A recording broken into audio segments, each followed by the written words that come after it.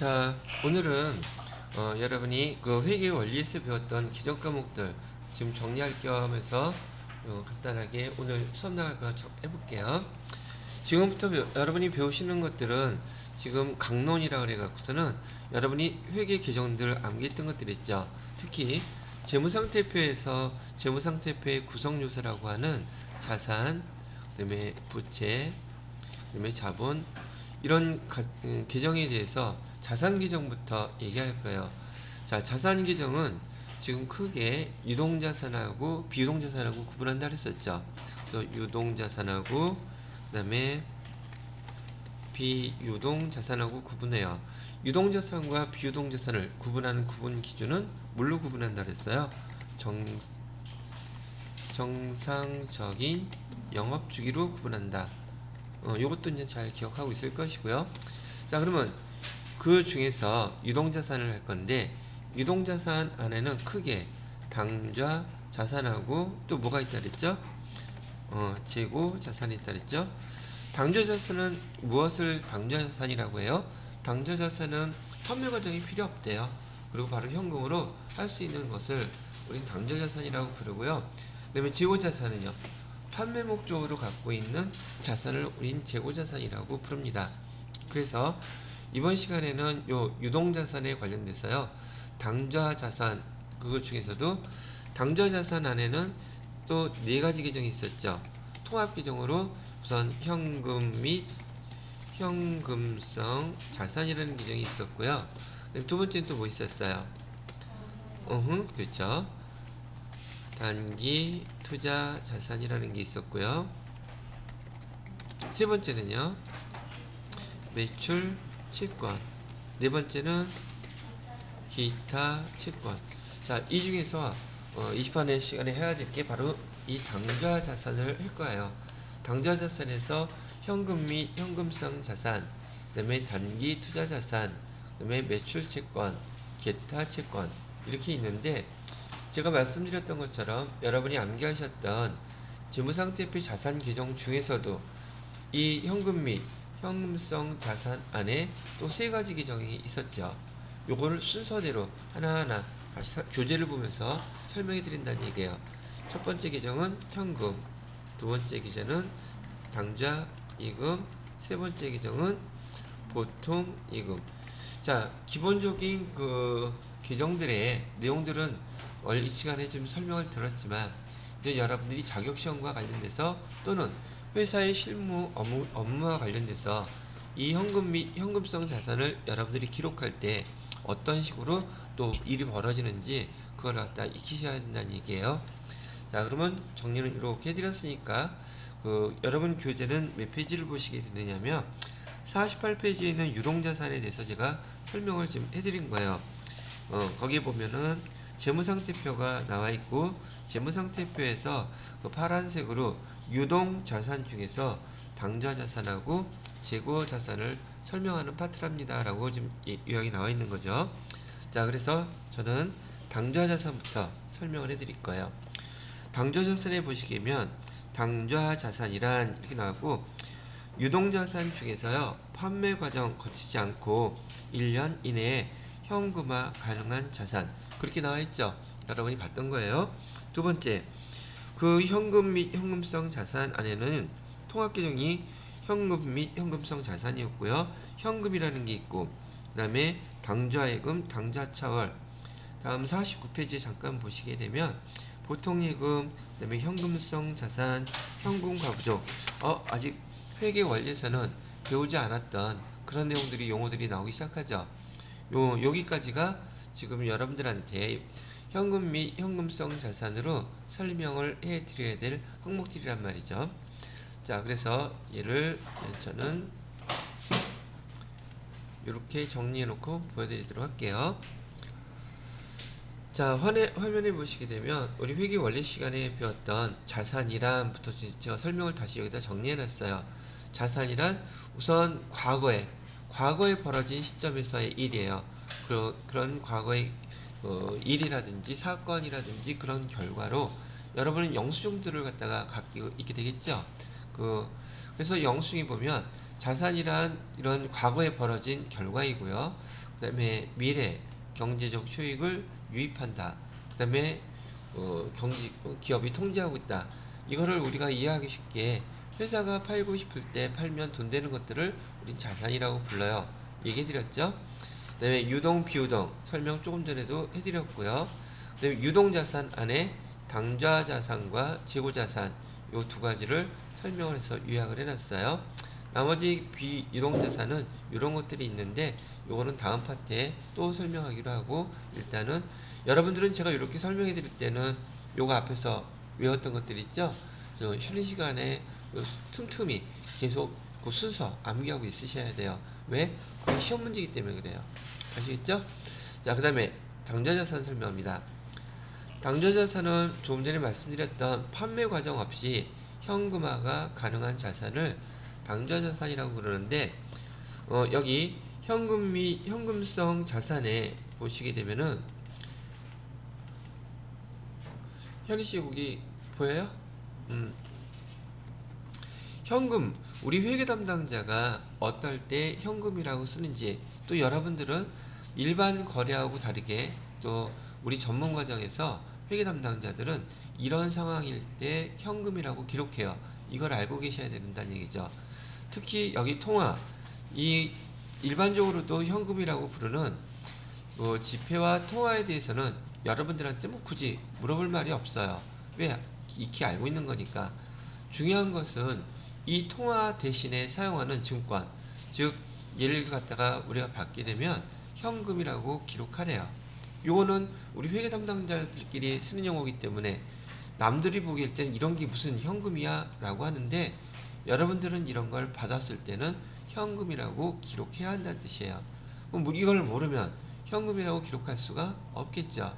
자, 그래서 통화 대용 증권에는 뭐가 있느냐면, 지난번에 규정 설명해 드리면서 제가 예로 대표적인 거 자기합수표 설명해 드렸었죠. 자기합수표를 여러분이 받으면 자기합수표라고 기록한다, 현금이라고 기록한다. 현금이라고 기록하시라고요.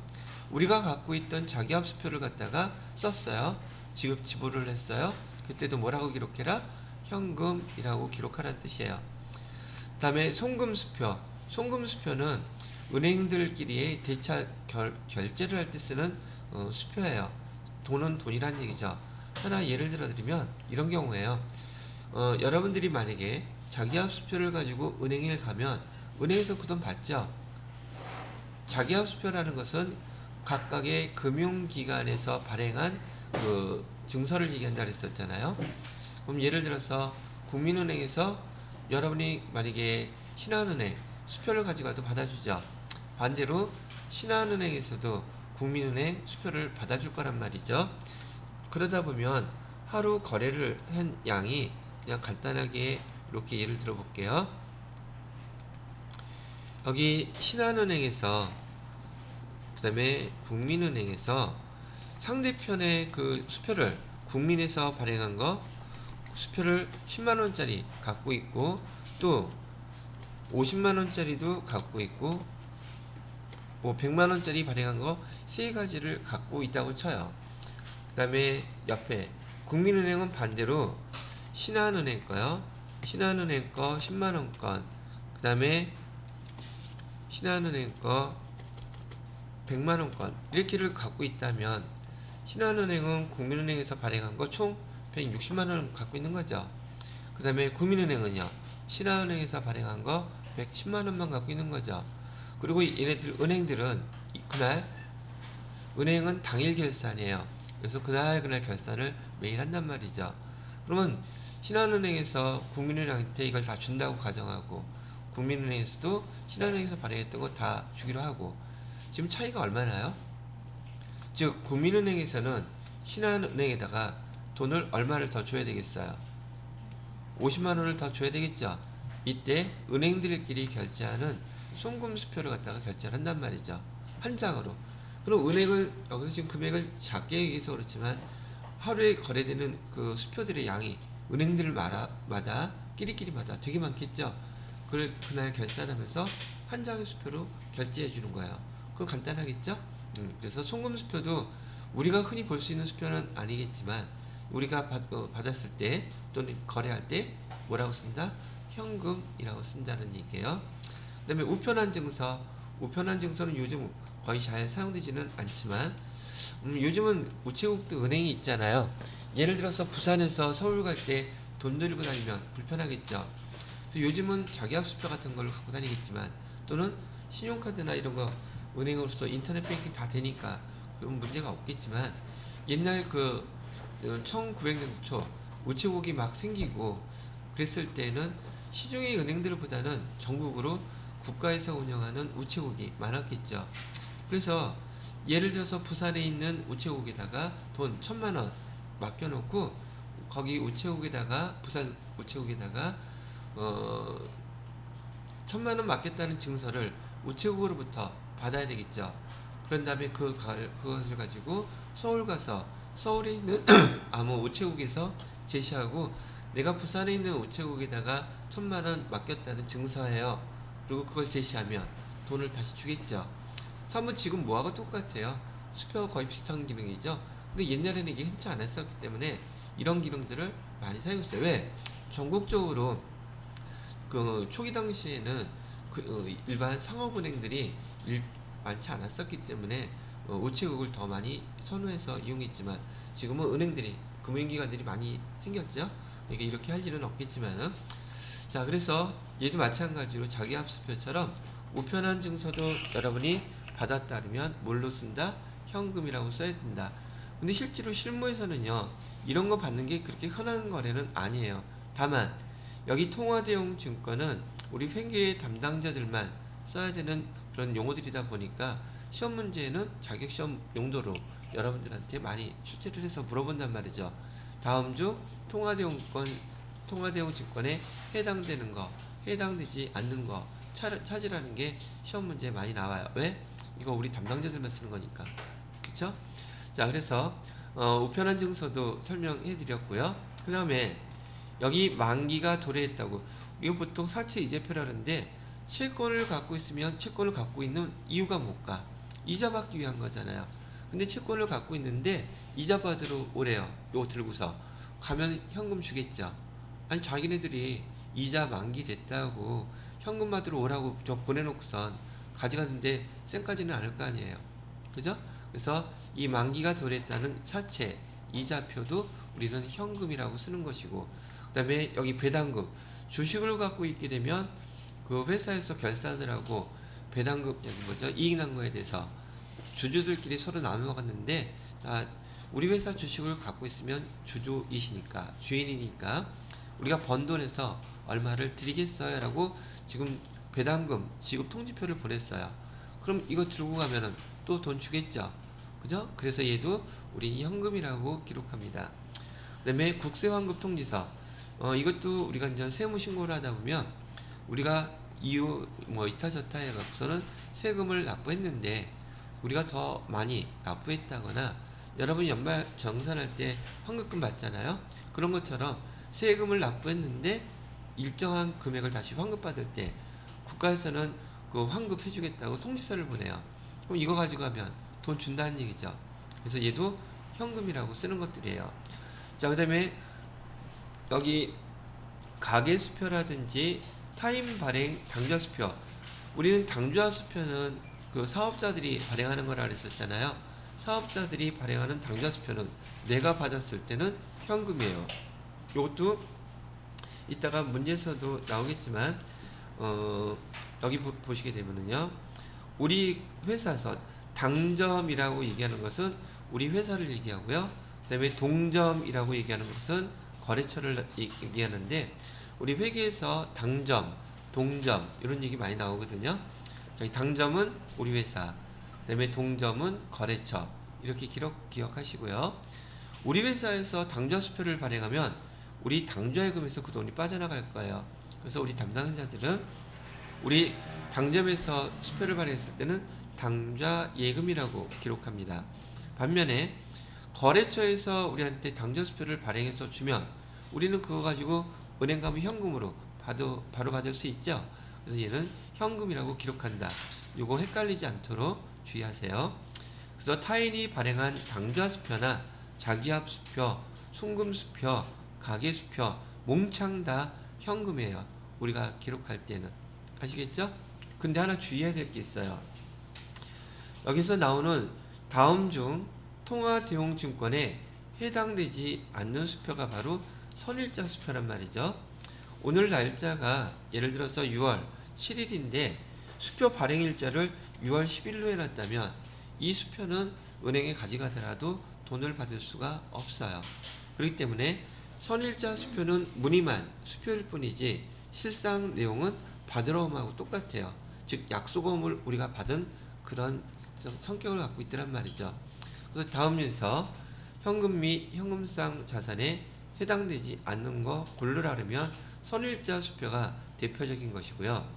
자, 그 다음에 여기 수입 밑에 수입인지 수입증지 이런 용어가 나오는데 물론 얘도 수입인지 수입증지도 여기 현금 및 현금성 자산에 해당되지 않는 것들이에요.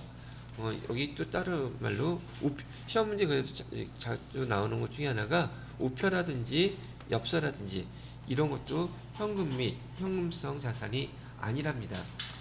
공통적으로 봤을 때 여기 현금 및 현금성 자산이라고 부르는 이 통화대용 증권은요, 가져가면 현금 주는 것만 대상으로 해요.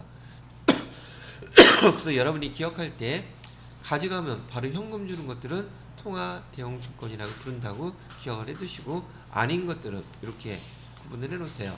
자, 그 다음에 수입증지하고 수입인지라는 용어가 있는데 여러분들이 그냥 흔하게 여러분 그 관청, 즉 국가 그 관청이라든지 지방 자치단체 가면은 공무원들이 해주는 서비스 같은 거 이용할 수 있죠. 예를 들어서 우리 많이 가봐서 그 흔하게 가볼 수 있는 우리 운전면허증이 있죠. 운전면허증 그거 딸라 그러면 어디 가야 돼? 발급 신청하려면 지방경찰청에서 관련돼 가야 되죠. 거기 가면 그런 거 발급해달라고 할 때 거기 있는 사람들은 다 공무원들이잖아요. 대부분 공무원들이 서비스를 행정 서비스를 해주면 서비스 해준 대가로 돈을 받아야 되겠죠. 근데 창구에서 돈을 받던가요? 은행에 가서 여러분이 은행 업무를 보시게 되면 은행 직원들이 수수료 달라고 하죠. 근데 공무원들은 행정 서비스를 제시해 주면서 돈 달라고는 안 하는데 저기 가서 수입인지 수입증지 붙여갖고 오세요 그러죠. 즉 그 수입인지 수입증지를 파는 곳 있죠. 그 관청에 거기서 그 수수료를 그 수입인지 수입증지로 대신하는 거예요. 그러다 보니까 여기 수입인지는 어떤 얘기고 수입증지는 어떤 얘기냐. 예를 들어서 여기 수입인지 같은 경우는요, 중앙정부, 즉 중앙정부라 하면 대표적으로 여러분들이 또 회사에서 일하다 보면 법원에 일이 있어서 갈 때가 있겠죠. 또 등기부등본 같은 것, 그 건물에 대한 거, 토지에 대한 거 이런 거 뜰 때 등등 저기 국가에서 운영하는 중앙정부의 행정 서비스를 이용할 때는 수입인지라고 불러요. 거기에 반면에 수입증지는 지방자치단체에서 발생하는 그 수수료에 대해서 돈을 낼 때는 수입증지라고 부르는데 수입인지는 그 우리가 회계 담당자가 기록할 때요, 세금과 공과라고 기록해요. 그 다음에 수입증지는 지방자치단체 행정서비스를 이용할 때 그 수입증지를 사고서 수수료 비용이라고 기록하게 되는데 그 차이는 왜 그러냐면 여기 수입인지라는 거는요, 우리 세법에 인지세법이라는 게 있어요. 그래서 인지세법, 세법에 근거해서 여기 돈을 수수료를 징수하기 때문에 수입인지를 샀을 때는 세금과 공과라고 기록하시면 되겠고요. 수입직지는 지방자치단체에 의해서 그 조례에 의해서 수수료 비용을 갖다 징수하는 거기 때문에 그냥 우리는 수수료 비용이라고 은행에서 수수료 비용 내는 것처럼 이렇게 쓰시면 된답니다. 그래서 지금 여기 현금 및 현금성 자산에서 여러분들이 유의하셔야 될 것은 바로 이 통화와 통화 대용 증권을 구분하는 이 내용이 현금에서 여러분이 기억하셔야 될 첫 번째 항목들이 되더란 얘기죠. 얘네들은 회계 원리에서 이렇게 자세하게 설명해 드리지 않았었죠. 지금 강론이기 때문에 현금에서 자격시험에서 또는 여러분 실무 업무에서 발생할 수 있는 것들을 설명을 해 드린 겁니다. 자, 이제 여기서 두 번째가 당좌 예금인데 이 당좌 예금에 관련돼서 다시 한번 정리를 하고 넘어가 보도록 할게요. 자, 우선 당좌 예금은 우선 당좌 예금, 당좌 수표론 용어를 한번 해볼까요?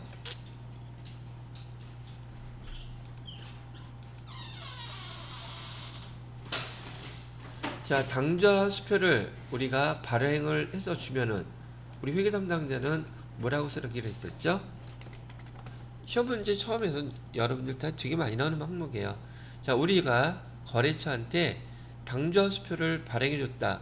지금 문제에서 나올 때는 당좌 수표 발행했다는 얘기로 안 나올 때도 있어요. 그냥 수표를 발행했다고 얘기 나와요.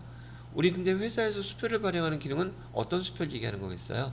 자기합 수표를 얘기하겠어요? 그럴 리가 없잖아. 가계 수표를 얘기하겠어요? 아니에요. 당좌 수표를 얘기하는 거예요. 이렇게 우리 회사에서 거래처한테 당좌 수표를 발행해주면 우리 회계 담당자는 뭐라고 기록해라? 당좌 예금을 라고 기록하셔야지 돼요. 반대로 이번에는 거래처에서 우리한테 당좌 수표를 갖다가 줬어요. 이거를 우리가 거래처에서요 우리한테 당좌 수표를 갖다가 줬다면 우리 회계 담당자는 이 경우 뭐라고 기록하시라고요? 현금이라고 기록하셔야 된다고요. 시험 문제 아주 잘 나오니까 시험 문제 뿐만이 아니라 여러분이 회사에 가시게 되면 당좌 수표 거래를 많이 하게 돼요. 이렇게 기록하면 된다고요. 되셨나요? 자, 이번에는 약소금을 볼게요.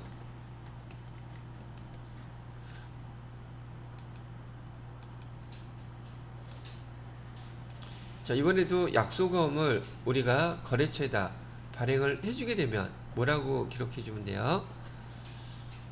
우리가 약소금을 거래처에 발행을 해준다면 나중에 돈을 지급해줘야 되겠죠. 그래서 우리가 약소금을 발행해줬을 때는 지급어음이라고 기록해주세요. 근데 반대로 우리가 거래처로부터 이 약소금을 발행을 받았어요. 얘도 그럴 때는 어음을 나중에 돈을 우리가 받아야 된다는 뜻이니까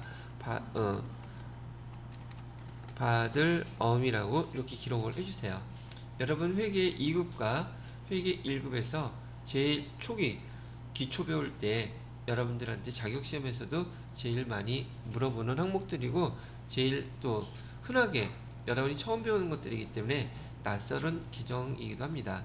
그래서 밑에 당좌예금과 관련돼서 설명들을 주로 해놓고 있더랍니다. 자, 되셨나요? 자, 그 다음에 당좌 차월이라는 항목이 나와요. 당좌 차월은 또 무슨 얘기인가? 예, 설명도. 자, 당좌 차월이라는 것은 일단 여러분들한테 좀 익숙한 용어로 비교해 본다면 여러분 개인들은 지금 우리 흔하게 마이너스 통장이라는 얘기를 갖다가 많이 들어보셨을 거예요. 마이너스 통장이라는 의미는 우리 개인들이 통장에 보통예금 통장에 잔고가 없음에도 불구하고 은행에서 돈을 먼저 결제해 주는 기능이죠. 그죠? 이런 것처럼 여기 당좌예금도 회사에서 쓰는 당좌예금 이 계정에도 이 마이너스 통장의 기능이 있더란 말이죠.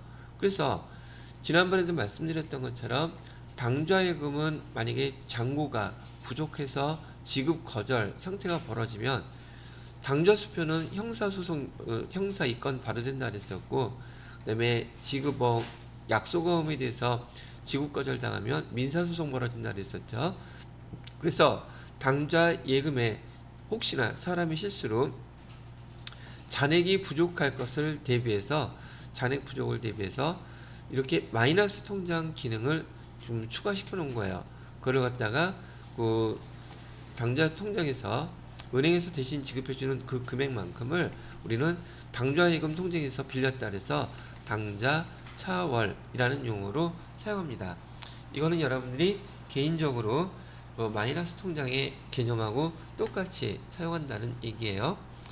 자, 그러면 여기서도 보시게 되면 우선 이렇게 개인들도 마이너스 통장을 사용하기 위해서는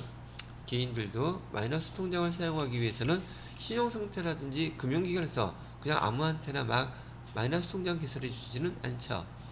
마찬가지로 은행에서 당좌처를 갖다가 설정할 때 개설할 때도 아무 회사에다가 무조건 다 당좌처를 설정해 주지는 않는단 말이죠. 괜히 먹튀하면 어떻게 해요. 그러다 보니까 보편적으로 금융기관에서는 당좌처를 설정할 때 우선 계약을 합니다. 그래서 자, 당좌처를 우리 은행에서는 돈 필요할 때 얼마까지 그 돈을 대신 그 회사 대신 지급을 해드릴까요? 그랬더니 회사에서는 10만 원까지면 뭐 괜찮대요. 그래서 10만 원까지만 일단 우리 회사의 그 당좌예금 통장에 돈이 잔액이 부족하더라도 은행에서 대신 결제를 좀 먼저 해주세요. 그래서 계약을 합니다. 그리고 담보 설정을 얼마까지 지급해 줄 수 있느냐? 10만 원까지. 그러면 담보 설정이라고 했는데 은행에서는 10만 원까지 그러면 지급을 해줄게요. 대신에 그 회사의 토지라든지 그다음에 건물이라든지 즉 이거 돈을 빌려주고 그 담보로 제공을 해줄 것을 요구합니다. 그러면 그 담보 설정된 거 당좌처분 해주고 그 돈을 갚지 못했을 때에는 여기 토지나 건물 담보 설정된 거 있죠? 그걸 처분해서 그 돈을 회수할 거예요. 라고 계약을 맺는 거예요. 담보 설정할 때는 지금 10만원짜리 아니 10만원어치를 지금 우리가 대신 지급해준다고 은행에서 얘기했다면 설정되는 토지나 건물의 값은 보편적으로 12만원짜리 또는 그 이상 15만원짜리 더 많은 금액을 갖다가 재산 가치가 있는 것을 담보로 제공하라고 얘기를 한다는 얘기죠. 그런데 여기 당지처를 계약하면서 계약, 담보 이런 기존 용어들은 회계상의 거래가 아니기 때문에 우리 회계상의 거래가 아니므로 회계 처리하지는 않아요. 그냥 담보 설정하고 당좌 처월 계약했다. 그 배경에 이런 내용들을 여러분이 한번 들어놔야지 이런 용어들이 무슨 말을 하는지 회사에서 당좌 처월이 뭔지 구분할 수 있을 테니까 말이죠. 자, 그래서 보시게 되면은 지금 우리 그 담보 설정을 제공하고 나서 당좌 처월 계약은 은행에서 10만 원까지 지급해 주기로 계약이 됐어요. 그리고 현재 우리 당좌 예금에 잔고가 5만 원 있다고 가정을 했을 때 10월 1일 날 회사에서 상품을 7만 원어치 지금 사갖고 왔어요. 자, 그리고 당좌 수표를 발행해서 지급을 했단 말이죠.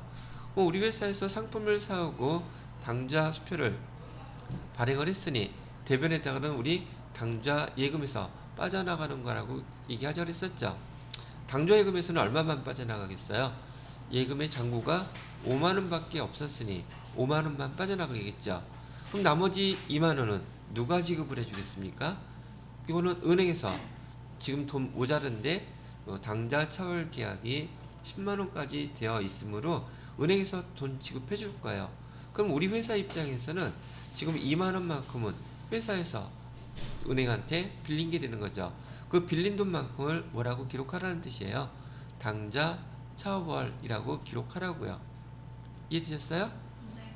자, 이렇게 돈 빌린 거고, 자, 그런 다음에 이렇게 상품 사왔던 것을 갖다가 아니죠.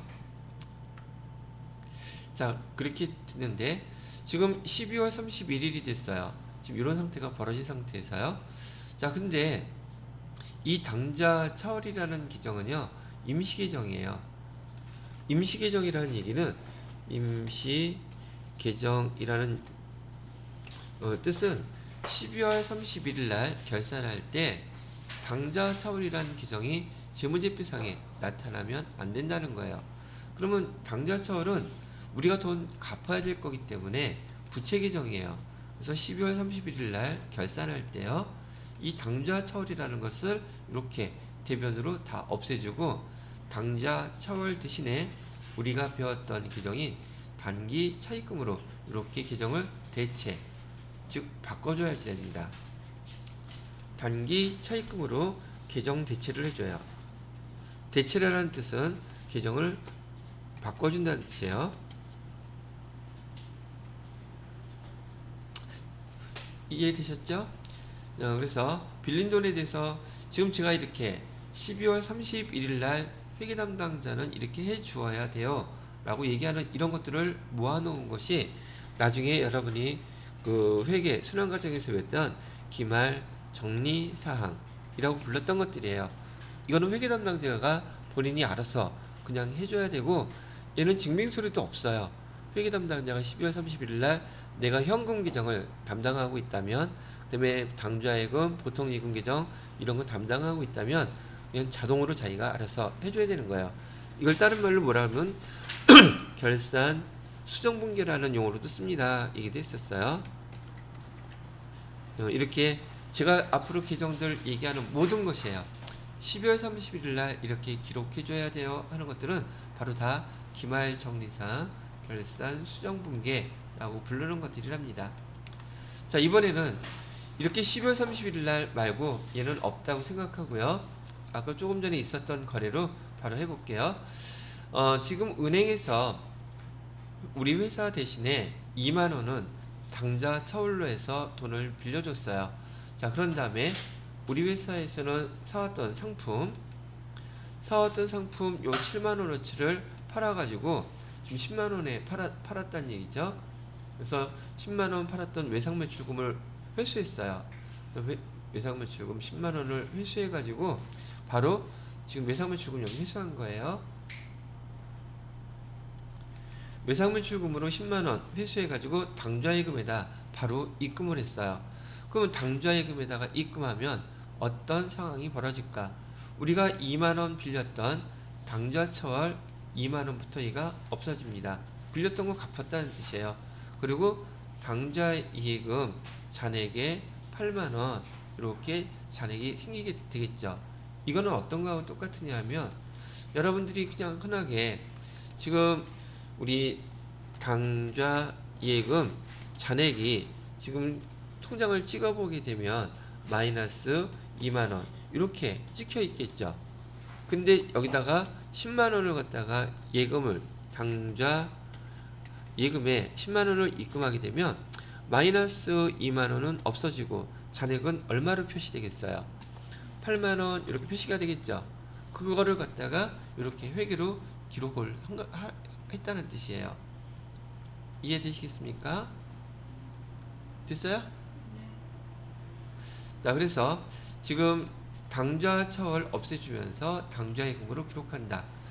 자, 이렇게 됐고, 지금 여기서 써야했던 이런 마지막 단계에서 우리가 회계 담당자들이 당좌 예금 계정과 그 은행에서 빌려 쓴 돈에 대한 당좌 차월 계정 이렇게 두 개로 쓰는 것을 기록하는 방법을 우리 여기에서는 뭐라고 부르냐면요, 이 계정제라고 불러요.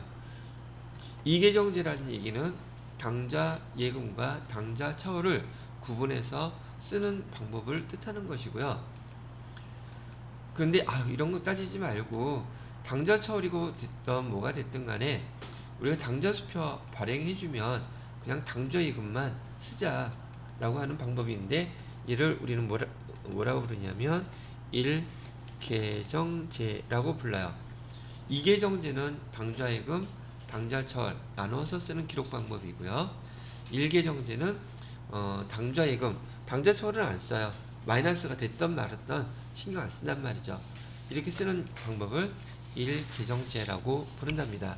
근데 우리 실무에서는 2계정제 잘 안 써요. 실제로 여기 1계정제를 주로 많이 써요.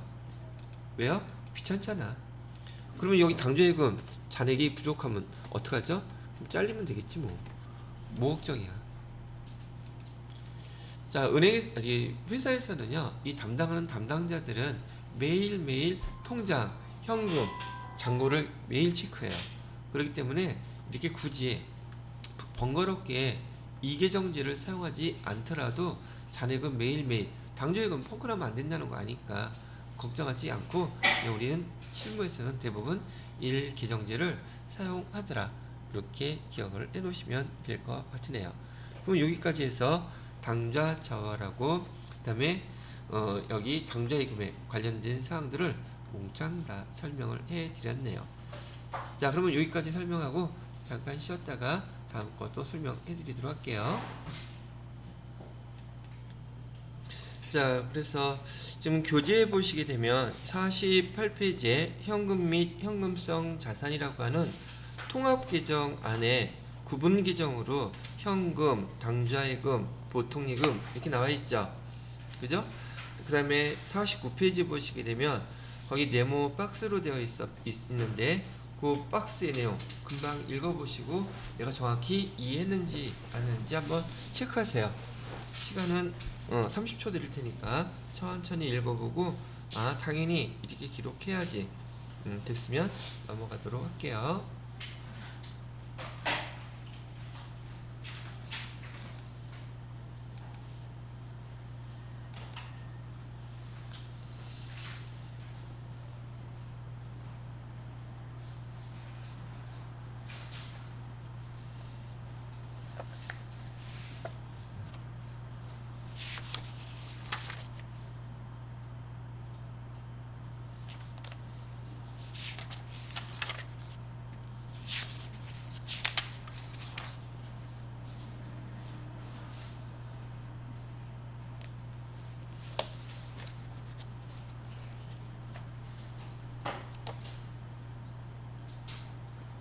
자, 틀리지 않을 자신 있죠?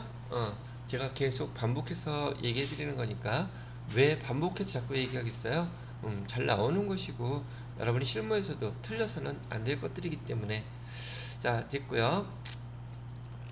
그러면 우리가 배웠던 T계정으로 얘 내용이 어떤 건지 한번 정리를 해보자고요. 우리 회계 담당자들은요, 이 T계정을 갖다가 시험 문제, 계정 과목 막론하고 많이 나오기 때문에 정확히 그 뜻을 이해를 해 놓으셔야 된다는 얘기죠. 우선 당좌예금은 자산 계정이에요. 그래서 차변에는 증가를, 대변에는 감소를 기록한다는 얘기예요. 그럼 정기 6월이 차변에 오는 건 당연히 알고 계시겠죠? 우리 지난번에 마감할 때 차기 2월로 마감한다는 것도 해봤었죠. 그러면 얘 마감하고 난 다음에 이 잔액은 자기 자리에 다시 와서 전기 2월로 기록이 돼요. 이해되시죠? 자, 그러면 당좌예금은 어떤 경우에 증가를 할 것이며 어떤 경우에 감소를 합니까? 라고 질문을 하게 되면 그거야 당좌예금에 돈을 입금시키면 증가할 것이고, 그죠? 그 다음에 우리가 수표를 발행하게 되면 감소하게 되는 게 보편적이겠죠. 이해되시? 또 한 가지, 당좌예금 계정은 여러분이 흔히 알고 있는 보통예금 계정처럼 돈을 입금시킬 수도 있고요. 요즘은 인터넷 뱅킹을 통해서 계좌 이체도 할 수 있어요. 약소보험이나 당좌 수표가 결제될 때만 얘가 돈 빠져나가는 게 아니란 얘기죠. 우리 보통예금 통장하고 똑같이 사용할 수 있어요. 근데 회사에서는 주로 이 보통예금 계정하고 당좌예금 계정하고 구분해서 많이 사용을 해요. 왜냐면 생각지도 못했던 돈 빠져나가서 돈 모자르면 안 되기 때문에 당좌예금 계정은 주로 여기 당좌 수표를 발행해서 또는 약속어음이 만기가 되었을 때 여기서 자동으로 빠져나가게끔 만들어 놓고요. 보통예금 계정에서는 우리 카드값 결제한다든지 금액이 크지 않은 것들 들어오고 나가고 하는 것들을 갖다가 주로 많이 연결을 시켜놓고 사용한답니다.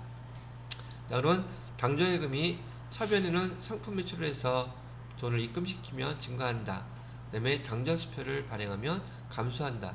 이 정도는 우리 회계 원리에서 배웠던 내용이니까 어렵지 않게 구분하실 수 있지 않을까 싶고요. 그 다음에 보통예금에 보면은, 자, 보통예금은 그냥 일반적으로 여러분이 사용한 통장인데 회사에서도 시중에 있는 시중은행들의 모든 통장들이 다 개설이 되어 있어요. 그러다 보니까 그냥 보통예금만 쓰면 안 되겠죠. 보통예금에 어디 계정, 신한은행 거, 국민은행 거, 이런 식으로 농협 거, 거래처를 갖다가 나중에 실무에서는 반드시 기록해 주셔야 된다는 얘기예요.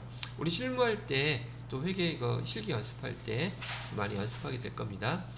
근데 여기서 제가 얘기해 드리고 싶은 거는 이 요구불 예금이라는 뜻이에요. 요구불 예금의 상대적인 개념은 저축예금이에요. 저축예금. 자, 그러다 보니까 요구불 예금이라는 뜻은 요구, 달라고, 지급해달라고 은행에다가 요청을 하게 되면 바로 지급을 해 주어야 되는 통장이라는 뜻이에요. 그래서 보통 예금은 요구불 예금이고요. 당좌 예금도 요구불 예금이에요. 그럼 금융기관 입장에서는요, 고객이 돈을 맡겨놨는데 금융기관은 그 돈을 운용하는 곳이잖아요. 근데 요구불 예금은 도통 이놈의 고객이 언제 돈을 달라고 할지 모르기 때문에 여기 이자 금액이 되게 약하단 말이죠. 이자율이 낮아요. 특징은 요구불 예금은 이자율이 낮다. 근데 거기다가 당좌예금은요, 당좌예금은 이자율이 아예 없어요. 당좌예금에 예를 들어서 100억을 100년 동안 입금을 시켜놔도 100년 동안 예금을 해놓아도 이자는 빵 없습니다. 이런 특징이 있다. 이것도 하나 알아두시는 게 좋겠죠? 그래서 교재에 나와 있는 보통 예금에 대해서 입출금이 자유로운 예금, 요구불 예금이라고 부르는 용어와 저축예금, 저축예금은 정기예금이나 정기적금을 얘기하는 거라는 거 참고로 알아두시면, 그러다 보니까 여기 정기예금이나 정기적금이 이자율은 아무래도 뭐보다 높을까? 보통 예금보다 높겠죠. 그런 내용을 참고로 보시면 되겠어요.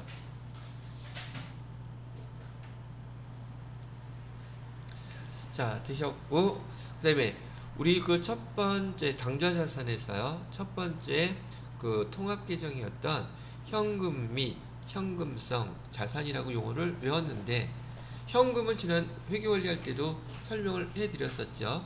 그런데 여기 현금성 자산이라는 용어는 지금 처음 나오는 거네요. 보통 회계 1급 정도, 세무 2급 정도에서 주로 많이 등장하는 것들이긴 한데요. 지금 여러분이 할 때 같이 배워두시면 되겠죠. 자, 현금성 자산. 현금성 자산은 어떤 걸 현금성 자산이라고 부르냐면, 그 대상이 채권이나 정기예금이나 정기적금인 여기 단기 금융 상품일 때 이 용어를 다음 조건이 만족이 되면 쓸 수 있는 계정이라는 뜻이에요. 현금성 자산은 대상이 뭐라고요? 채권 또는 가입 시 정기예금이나 정기적금이 3개월 이내에 현금화될 수 있는 자산들을 우리는 현금성 자산이라고 기록한다는 뜻이에요. 여기다 정리해 보게 되면, 현금성 자산은 우선 대상이 채권일 때, 채권에는 지난번에 설명드렸던 국채, 공채, 사채 이런 것들이 있는데, 국채나 공채나 사채나 채권을 발행하게 되면은 시간이 지나서 만기가 될 때까지 이 사람이 보유하고 있는 게 아니에요. 중간에 팔아도 상관없어요. 근데 이 채권을 샀는데 만기가 3개월 이내예요. 이럴 때는 우리 뭐라고 쓴다? 현금성 자산이라고 회계 담당자는 기록하셔야 됩니다. 그 얘기 해드리는 거예요. 또 하나는 두 번째, 채권이거나 그 다음에 예금일 때, 예금이라고 해야 되나요? 예금 중에서 정기 예금이라든지 정기 적금인 경우, 정기예금이나 정기적금을 가입했는데 만기가 3개월 이내예요. 그럴 때는 우리가 뭐라고 쓰라고요? 현금성 자산이라고 쓰란 얘기예요. 근데 우리가 배울 때는 정기예금, 정기적금의 대표적인 계정이 우리 단기 금융 상품이라고 배웠단 말이죠. 그죠? 이때는 단기 금융 상품이라고 배웠는데, 선생님이 왜 갑자기 여기서 그 정기예금, 정기적금을 여기 현금성 자산이라고 기록해야 돼요? 라고 물어본다 그러면, 가입 당시에 만기가 3개월 이내로 가입을 하는 거예요. 그러면 정기예금, 정기적금을 가입하게 되면 단기 금융상품이라고 배웠는데, 그럼 이때 단기 금융상품은, 요 단기란 뜻은 12개월 이내 현금화되는 걸 말한다고 했었잖아요. 그럼 정식 명칭은 얘가 좀 바뀌어야겠네요. 구분을 어떻게? 단기 금융상품은 3개월 초과 하면서 12개월 이내에 현금화 되는 것을 우리는 단기 금융상품이라고 부르고, 만약에 3개월 이내에 있으면 뭐라고 적는다? 현금성 자산이라고 적는다고 기억하셔야 한다는 얘기예요. 아시겠죠? 현금성 자산은 애시당초 그 대상이 다르단 말이죠. 그리고 또 하나, 제가 예금만 설명해 드렸는데 예금이 아니라 전반적으로 단기 금융상품은 전체가 다 해당돼요. 예금뿐만이 아니라 정확히 얘기하면 대상이 단기 금융상품이에요. 단기 금융상품 중에서 3개월 이내에 만기가 되는 것들은 몽졸이다. 뭐라고 기록한다? 현금성 자산이라고 기록한다. 단기 금융상품에 이따가 다음 파트에서 단기 투자 자산 할 때 또 설명해 드릴 거긴 하겠지만, 은행에서의 단기 금융상품이 정기 예금이나 정기 적금이겠지만, 은행이 아니라 증권회사도 있어요. 증권회사에서의 단기 금융상품은 CD라는 것도 있고요. 그 다음에 나중에 설명해 드릴게요. RP라는 영어로 쓰는 것들도 있고, MMDA, CMA, MMT 뭐 등등등. 증권회사에서 3개월 이내에 현금화할 수 있는 금융상품이 은행보다는 훨씬 많아요. 그래서 그런 것들을 우리가 사게 됐을 때 우리는 여기 현금성 자산이라고 기록한다는 거. 근데 가입 3개월 이내가 지금 포인트이긴 하죠. 근데 더 중요한 건 지금 3개월 이내는 금방 알아듣는데, 대상이 뭐냐를 갖다가 시험 문제에서 많이 물어보기 때문에 그 구분 잘 하셔야 돼요. 자, 구분은 뭐하고 뭐? 채권 또는 단기 금융상품 일 경우라는 거, 요거를 표시를 해 놓으세요. 채권이나 단기 금융상품이 그 대상이라는 거, 예금보다는. 그때 여기 현금성 자산이라는 거를 갖다가 기록하시면 됩니다. 이런 뜻이고요. 그 다음에 얘는 지금 그 계정들에 관련돼서 현금성 자산이 이런 것들을 우리 현금성 자산이라고 기록해요 라고 알려드렸다면, 이번에는 현금성 자산을 설명하는 용어 갖고서는 판단하실 줄 알아야 돼요. 자, 요 밑에 점점 찍힌 거 보시게 되면요, 큰 거래 비용 없이 현금으로 전환이 용이하대요. 보통 정기예금이나 금융상품이나 채권들은 3개월 이내 현금화 될 것들이니까 뭐 얘를 환전하는데, 돈으로 바꾸는데 큰 거래 비용이 생길 리가 별로 없겠죠. 또 한 가지, 여기 이자율 변동에 따라 가치 변동이 여기 위험성이 적다고 얘기하는데, 이자율 변동은 우리나라에서 한국은행에서 3개월마다 변동이 생겨요. 근데 얘는 3개월 이내에 현금화가 될 것이니까 이자율 변동에 대한 리스크가 별 크지 않겠죠. 그래서 여러분들한테 이렇게 물어본단 말이죠.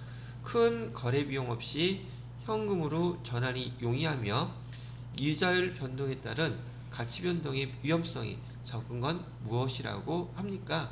걔가 뭐예요? 이렇게 물어본단 말이죠. 그럼 얘는 뭘 설명하고 있는 거예요? 지금 현금성 자산이라는 용어를 설명하고 있는 거랍니다. 되셨나요?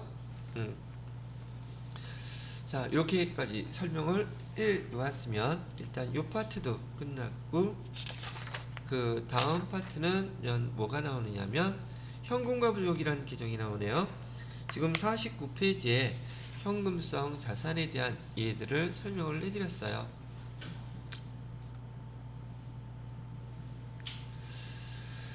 자, 요건 지우고요. 그 다음에 마지막 파트인 현금과부족이라는 용어 설명해 드릴게요.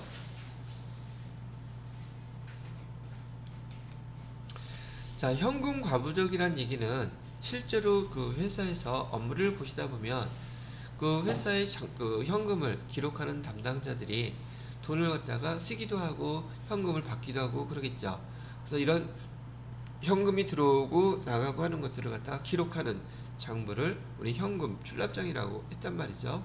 근데 사람이다 보니까 이렇게 기록하다 보면 분명히 돈을 쓰고 등등 했는데 장부의 금액하고 실제 있는 현금하고 차이가 날 때가 있겠습니까? 없겠습니까? 있겠죠. 여러분 가계부 쓰거나 용돈기 입장 기록할 때도 분명히 내 주머니에서 돈 나갔는데도 불구하고 잔액이 안 맞는 경우가 많지 않았어요? 그래서 이 회계 담당자들은 이 돈의 그 흐름 기록하는 여러분들은 돈이 들어오고 나가고 그때 제때를 잘 기록을 해 놓으셔야 되겠죠. 근데 실제로 회사에서도 이런 일이 벌어지더란 말이죠. 그래서 여기 지금 예를 들어 드리는 게 여기 장부금액이라는 뜻은 장부에 기록되어 있는 금액이 10만원이 있어야 돼요. 근데 실제 금고에서 돈을 찾아보니까 지금 돈이 9만원 밖에 없어요. 그럼 현금은 더 많아요? 적어요? 실제 있는 현금이 더 많아요? 적어요? 다시 지금 장부에 기록되어 있는 건 10만원이 있다고 기록해놨는데 지금 금고에 문 열어보니까 9만원 밖에 없다고요. 만원 어디 갔냐고요. 그러면 회계 담당자는 돈을 지금 기록할 때 장부에 기록되어 있는 거 그냥 놔둬야 돼요. 지금 차이가 나니까 돈 그만큼 빠져나간 거 기록을 해야 되겠습니까? 말아야겠습니까? 당연히 기록해놔야 되겠죠. 그러면 여러분이 현금 과부족, 돈이 남을 수도 있고 모자랄 수도 있고 그렇다는 뜻인데, 그러면 얘를 현금과 부족을 기록할 때는요 항상 실제 현금이 많은지 적은지 얘를 갖고 판단하시라고요. 현금이 부족하다, 현금이 많이 남아있다, 이거 판단하는 건 어렵지 않잖아요. 지금 실제 현금이 많아요? 적어요? 적죠? 그럼 대변에다가 현금 쓴 것으로 기록합니다. 회사에서는 주로 실제로 현금이 부족한 경우가 많을까요? 많이 남는 경우가 많을까요? 현금 부족한 경우가 많아요. 왜? 돈을 썼는데 아직 내가 기록해 놓지 않았으면 돈은 빠져나갔을 것인데 아직 기록이 안 됐을 테니까요. 자, 그래서 예를 들어 드리는 것도 지금 현금이 부족한 것으로 지금 예를 설명해 드렸어요. 다시 현금과 부족은 어떻게 기록하라고요? 실제 현금이 적으면 돈 쓴 걸로 계산해서 대변에다가 현금 기록하시고요. 차변에다가 뭐라고 기록하면 되겠어요? 돈 부족하죠? 그냥 현금과 부족 기록하시면 된다는 얘기예요. 됐나요? 그러면 지금 10월 31일 날 장부하고 실제 공고안에 있는 현금하고 비교해 봤더니 이렇게 만원이 부족했다 그러면 기록해 놓고 끝나요? 이거 왜 차이가 나는지 찾아야 될 거 아니에요. 그죠? 그 돈을 찾기 위해서 기록해 놓으신 거예요. 여기다가 지금 이렇게. 자, 그러면 11일 날 지금 지난번에 신문대금 3,000원을 줬는데 그 영수증 찾았어요. 그럼 영수증 찾은 거 기록하시겠죠? 뭐라고 기록해요? 차변에 도서, 인쇄비, 신문대금이에요. 그 다음에 현금과 부족, 만원 부족한 것 중에서 얼마 찾았어요? 3,000원은 찾았죠? 얼마 더 찾아야 돼요? 7,000원 더 찾아야겠죠? 자, 그리고 또 열심히 찾다 보니까 지난번에 통신비 전화요금 낸 걸 갖다가 기록을 또 안 해놨네요. 그래서 통신비 5,000원 쓰고 또 7,000원 찾아야 되는 원인 중에서 얼마를 또 찾았어요? 5,000원 찾았죠? 자, 얼마 더 찾아야 돼요? 2,000원 더 찾아야 되는데 얘는 결산 때가 된 12월 30일이 됐는데도 도저히 왜 차이가 나는지 못 찾겠어요. 그럼 뭘로 처리해야 된다? 잡손실로 처리하고 현금과 부족으로 기록해놨던 거 나머지 금액 다 2,000원 빼버립니다. 그래서 여기 현금과 부족 계정도요, 얘도 임시 계정이에요. 우리가 돈 차이 나는 금액을 찾기 위해서 얘를 기록해 놓은 임시 계정이고요. 임시 계정은 결산할 때 그 계정이 나타나면 안 된다는 걸 뜻해요. 그리고 제가 조금 전에 얘기해 드렸던 것처럼 지금 12월 31일 날 여러분들은 그 돈 더 이상 못 찾는 거는 잡손실로 처리하면서 대변에 현금과 부족으로 다 이렇게 빼서 처리를 해 줘야 돼요 라고 얘기했죠. 그럼 얘도 기말 정리사항이죠. 만약에 이런 계정이 있었다면 회계 담당자인 여러분들은 12월 31일 날 현금과 부족 계정을 이렇게 정리해서 없애 주셔야 됩니다. 이해되시겠어요? 자, 그런데 이런 경우에는 지금 10월 31일 날 장부 금액하고 금고의 현금하고 실제 현금하고 비교를 해본 거잖아요. 그럼 왜 이런 일을 할까? 12월 31일이 되면 보편적으로 회사에서 회계감사가 나와요. 회계감사는 누가 하냐면 공인회계사들이 나와서 회계감사를 한단 말이죠. 그럼 12월 31일 날 나와가지고 실사의 뜻은 실제 조사한다는 뜻이에요. 실사는 뭐의 명칭이다? 실제로 조사한다는 얘기를 해요. 그래서 공인회계사들이 실제 조사하는 거 두 가지가 있어요. 여기 현금 실사하고요. 그 다음에 재고 실사 두 가지래요. 며칠 날 나온다고요? 미리 회사하고 협의가 됐다면 모를까 그냥 얄짤 없이 12월 31일 날이 평일이면 그날이고요. 토요일, 일요일 이어도 나올 때도 대부분이에요. 그날 12월 31일 날 나오는데 실사는 보통 우리 현금 실사라고 불러요. 또 하나는 재고 실사라고 부르고 현금 실사는 본사에서 하겠죠. 그 다음에 재고 실사는 창고에 가서 합니다. 그러면 기록되어 있는 장부하고 그 다음에 실제 있는 거하고 대조를 한다는 뜻이에요. 그러면 12월 30일 날 회계사들이 나와서 이렇게 실사한다는 걸 알고 있으니 금액 차이 나면 안 되겠죠. 그래서 여기 현금 담당하는 담당자한테 그 팀장이 아니면 부서장이 자 누구씨 현금 실사 이제 얼마 있으면 나올 거니까 장부하고 실제 금액하고 맞춰주세요 얘기하겠죠. 담당자가 맞춰봤더니 이런 일이 벌어진 거예요. 그러면 여기 기말에 회계감사 나오니까 12월 31일까지 맞춰 놓아야 되겠죠. 그래서 이렇게 맞춰 놓는 과정이 있었던 거예요. 여기 나와 있는 이 실사 금액 준비하기 위해서 현금 과부족 이렇게 써놓았던 거 있죠. 기말까지 그 잔액이 일치해서 똑같이 상쇄돼 갖고 없어져야 돼요. 이 금액이 남아있으면 안 된다는 얘기라고 하는 거죠. 이해되셨죠? 자, 근데 이때 당일날 다 맞춰놨는데 예를 들어서 지금 12월 31일 날 실사를 했는데 지금 이렇게 차이가 난 거예요. 얘는 언제라고요? 얘는 보통 얘기할 때요 1년 중에 실시하는 것을 기중이라고 부르고요. 얘 같은 경우에는 기말에 실사했다고 얘기를 하는 거예요. 공인회계사가 나와서 실제 조사를 했더니 현금하고 지금 장부하고 실제하고 차이가 났어요. 그때는 12월 30일 날 당일날 차이가 났으니 얘를 찾아볼 수 있는 시간이 있어요 없어요? 없겠죠.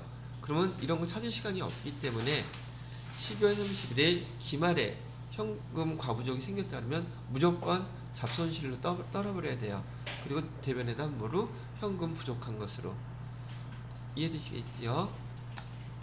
자, 그러면 반대로 현금이 남는 경우도 있겠죠. 현금이 남는 경우는 이해하고 상황이 반대로 써지겠죠. 이해되시겠어요? 자, 이건 이따가 문제를 갖고선 직접 풀어보기로 하고 자, 여러분 이제 시험 문제에서는 이걸 물어봐요. 기중에 현금 과부족이 있었다면 기말에도 여기 현금 과부족 계정으로 이렇게 없애줘야지 돼요. 다시 기중에 현금 과부족을 기록해 놓았었다면 12월 31일 날 돈이 모자른 그 부분에 대해서 잡손실 처리하면서 현금 과부족으로 금액을 쫙 맞춰서 없애버려야 돼요.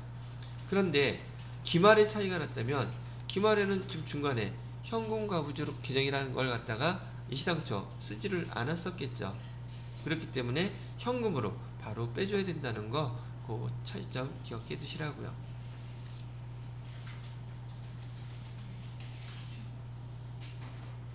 자, 그리고 이제 실제적인 얘기 해줄게요. 여러분이 회사에 들어갔어요. 회사에 들어갔는데 기중에 장부 금액하고 실제 현금하고 이렇게 차이가 났어요.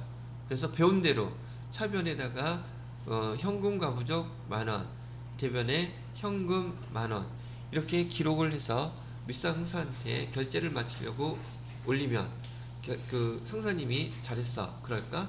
아니면 된통 야단 맞을까? 지금 우리 부서는 돈을 관리하는 부서예요. 돈을 관리하는 부서에서 이렇게 기록까지 해서 공식적으로 이걸 남기면 우리 담당자들은 회계부서에서 돈을 잘 관리하고 있다고 생각하겠어요? 아니라고 생각하겠어요? 아니라고 생각하겠죠? 그래서 이 현금과 부족 규정은 자격시험에서 이론적으로 배우는 규정이에요. 실무에서는 절대 쓰면 안 되는 규정이에요. 아시겠죠? 나 일 못한다고 나 먼저 1순위로 잘라주세요. 뭐 자랑하는 것도 아니고. 무슨 말인지 아시겠죠?